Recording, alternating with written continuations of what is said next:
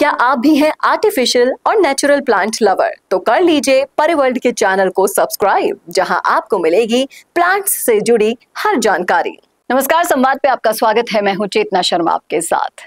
तो बिहार की राजनीति की चर्चा कर लेते हैं, जो एक बार फिर से करवट लेने को तैयार है।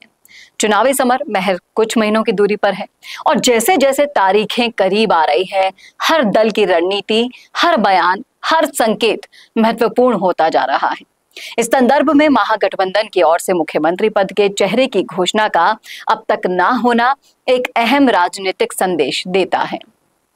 अब बात करें आरजेडी सांसद सुधाकर सिंह के हालिया बयान की, तो उनके जो बयान से समझ में आता है, उससे साफ स्पष्ट है कि महागठबंधन के भीतर तेजस्वी यादव को ही सीएम पद का प्रमुख चेहरा माना जा रहा है।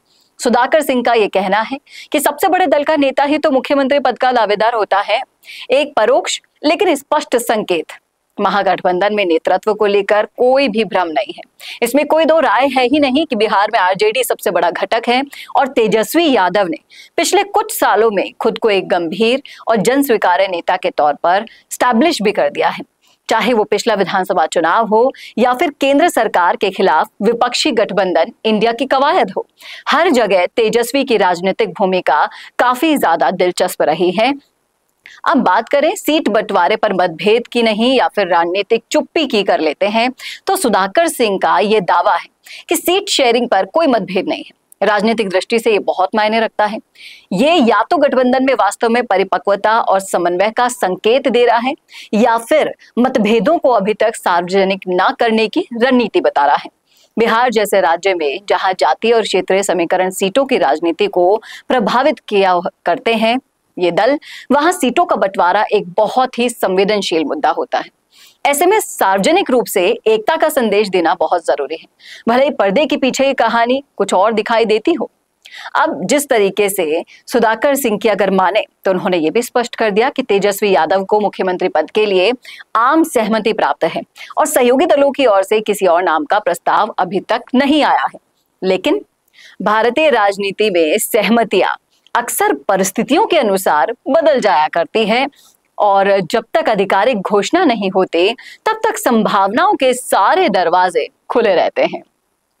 अब जैसे कि इंडिया गठबंधन में जितने भी शामिल दल हैं, जैसे कांग्रेस, वामपंथी पार्टियां अपने अपने विचारधारा में आग्रह रखती हैं, लेकिन तेजस्वी की स्वीकार्यता इन दलों में किस हद तक है, ये चुनाव से पहले की अंदरूनी बैठकों और अंतिम घोषणा से ही स्पष्ट हो पाएगा। और जनता की बात करें तो जनता के अगर आप माहौल को देखेंगे, तो पूरा माहौल बिहार की युवाओं में तेजस्वी यादव की जो लोकप्रियता लगातार बढ़ रही है, चाहे वो बेरोजगारी का मुद्दा हो या भ्रष्टाचार पर तीखी आलोचनाएं करना हो, तेजस्वी ने कई मौकों पर नीतीश कुमार सरकार को कटघरे में खड़ा किया है और हर सर्वे में उनकी स्वीकार्यता को लेकर जो संकेत मिल रहे हैं, वो इस बात को पुष्ट कर देते हैं कि जनता उन्हें एक विकल्प के रूप में अब गंभीरता से देख रही है। और जिस तरीके से बार बार सही समय कहकर सुधाकर सिंह बोलते हैं ना कि सही समय पर घोषणा की जो बात कही जा रही है, ये सही समय, ये राजनीतिक संकेत है कि महागठबंधन अभी हर कदम सोच समझकर रणनीतिक चुप्पी के साथ रख रहा है। हो सकता है कि तेजस्वी यादव का नाम पहले से ही तय हो, लेकिन चुनावी माहौल बन जाने के बाद औपचारिक घोषणा करने की योजना हो। इसीलिए बिहार में महागठबंधन की सफलता इस बात पर निर्भर करेगी कि वो नेतृत्व और संगठन दोनों स्तर पर कितना एकजुट रह पाते हैं। तेजस्वी यादव का नेतृत्व यदि सभी घटक दलों के बीच सहज और स्वाभाविक तौर पर स्वीकार कर लिया जाता है, तो ये बीजेपी और जेडीयू गठबंधन के लिए एक बहुत बड़ी चुनौती बन सकता है। क्या कहते हैं आप इस मुद्दे पर? अगर बिहार पॉलिटिक्स में आपको इंटरेस्ट है तो बताइएगा। तेजस्वी यादव सीएम पद के कितने दावेदार आपको लग रहे हैं, या फिर आपके जहन में कोई और नाम है, तो लिख डालिएगा कमेंट सेक्शन में।